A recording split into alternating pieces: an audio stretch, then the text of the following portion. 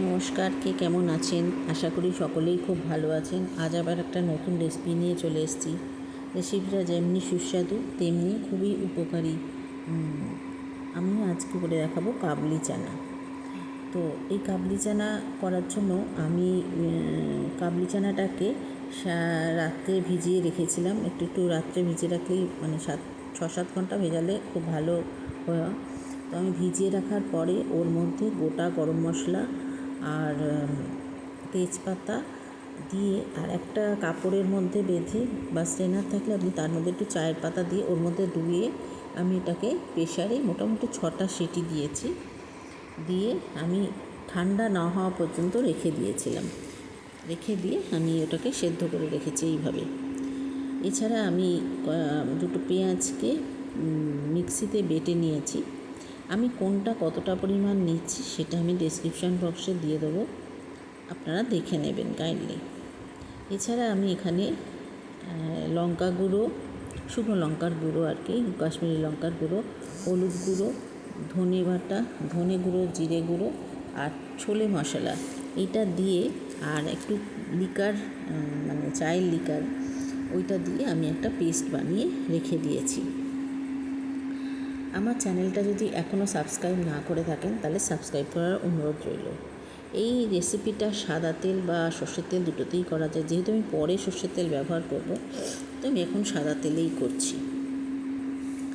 পেঁয়াজটাকে প্রথমে আমি একটু ভেজে বলতে তেলেতে একটু নাড়িয়ে নেব।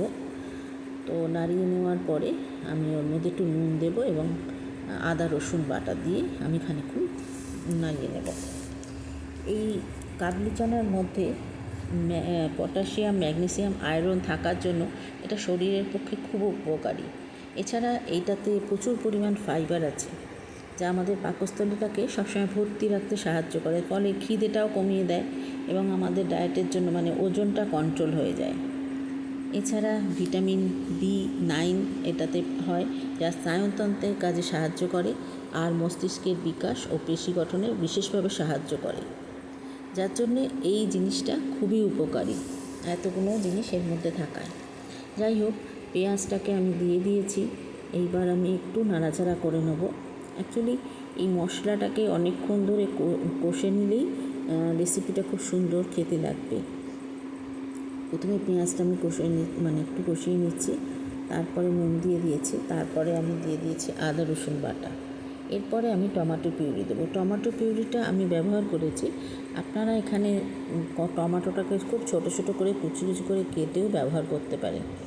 তো যাই হোক, এইটাকে একটু ভালো করে নাড়িয়ে নেওয়ার পরে আমি টমেটো পিউরিটা দিয়ে এটাকে নাড়াবো।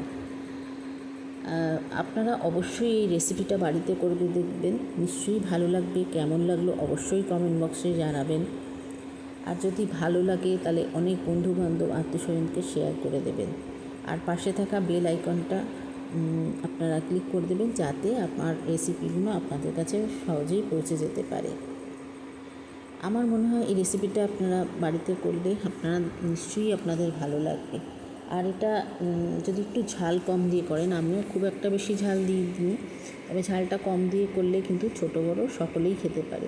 কারণ এটাতে মশলার পরিমাণটা আমি মশলাগুলো কমন মশলা এবং মশলাগুলো আমি খুব লিমিটেড দিয়েছি, মানে খুব বেশি মশলা দিয়ে এটা করা নয়। আর তেলটাও আমি পরিমাণ মতো অল্প দিয়েছি। যাই হোক, এবার টমেটো পিউরিটা আমি দিয়ে দিলাম। টমেটো পিউরিটা দিয়ে আমি এটাকে ভালো করে নাড়িয়ে নেব, ভালো করে মিশিয়ে নেবো আর কি, যতক্ষণ না পেঁয়াজ, রসুন, আদা রসুনের সাথে এটা মিশে যায় ততক্ষণ আমি এটাকে নাড়াবো। এরপরে নাড়াতে এরপরে আমি দেবো ওই যে পেস্টটা করে রেখেছিলাম মশলা, সেইটা। এবং ওই মশলার পেস্টটা ততক্ষণ অবধি নাড়াতে হবে যতক্ষণ না আমার তেলটা ছেড়ে আসে ততক্ষণ।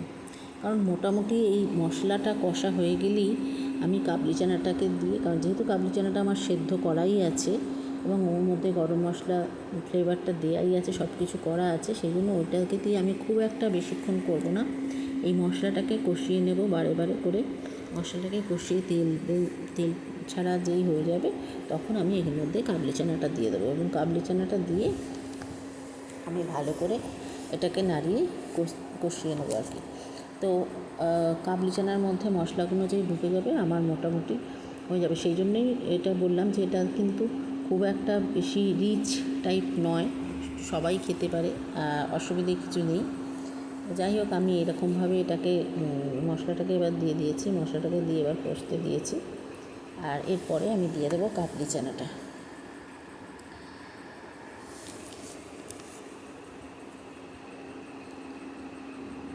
আপনারা রেসিপিটা বাড়িতে নিশ্চয়ই করেছেন নিজেরা, তো আপনারা কে কেমনভাবে করেন কমেন্ট বক্সে লিখে জানালে আমিও দেখে নেব যে এরা অন্যরকমভাবে কীভাবে করা যায়, আমারও উপকার হবে তাতে। তো আপনারা অবশ্যই আমার মতন করে একবার করে দেখবেন কেমন লাগলো। তো এইবার দেখুন, আমার মশলাটা বেশ ভালো করে কষে নিয়েছি আমি। এইবার এর মধ্যে অল্প করে জল দিয়ে দেবেন মাঝে মধ্যে, কারণ কি তাহলে মশলাটা ধরে যাওয়ার সম্ভাবনা থাকে না, কারণ একদম ড্রাই হয়ে যাচ্ছে তো, এবার মশলাটা তাহলে কড়ায় ধরে যেতে পারে, যাতে পুড়ে না যায় বা না হয়, তখন অল্প অল্প করে একটুখানি জল দিয়ে দেবেন। কারণ আমরা বেশি জল কেন দেবো না, যেহেতু আমাদের কাবলি চানা যখন সেদ্ধ করেছি তাতে তো আমাদের জলটা আছেই, আমরা সেই জলটা ফেলিনি, কারণ সেই জলটাও উপকারী, কাবলি চানার সেদ্ধর জলটা, তো সেই জন্য সেই জলটা আমরা ফেলবো না, সেই জলটা শুদ্ধই দেবো। সেই জন্যে মশলা কষার সময় খুব একটা বেশি জল দেবো না, অল্প জল দেবো যাতে মশলাটা ধরে না যায়। তো তারপরে আমরা কাবলি চানাটা দিয়ে এর সঙ্গে কষে নেব।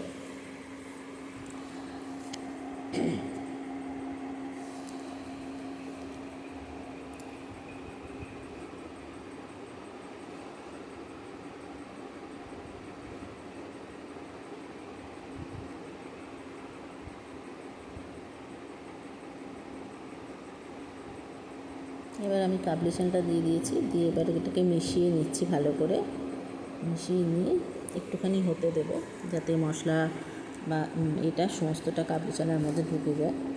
তো এছাড়া এখানে আমি এটা করে নিয়ে এরপরে এখানে একটা তড়কা করব। তড়কাটা করলে এটা টেস্টটা একটু অন্যরকম হয়ে যায়।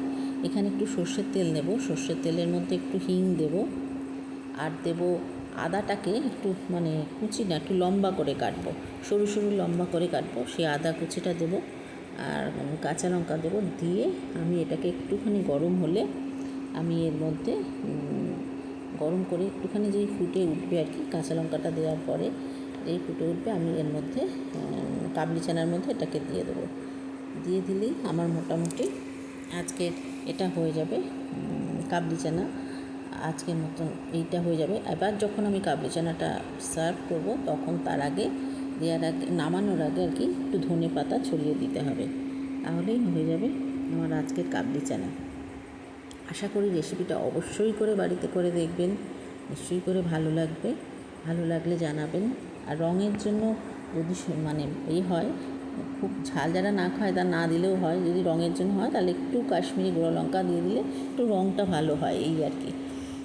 এটা অপশনাল, নাও দিতে পারে, তো দিয়ে দিলেই হয়ে যাবে আমার আজকের রেসিপি। আজকে এই পর্যন্তই, আবার আসবো পরের রেসিপিতে। সবাই খুব ভালো থাকবেন, সুস্থ থাকবেন, নমস্কার।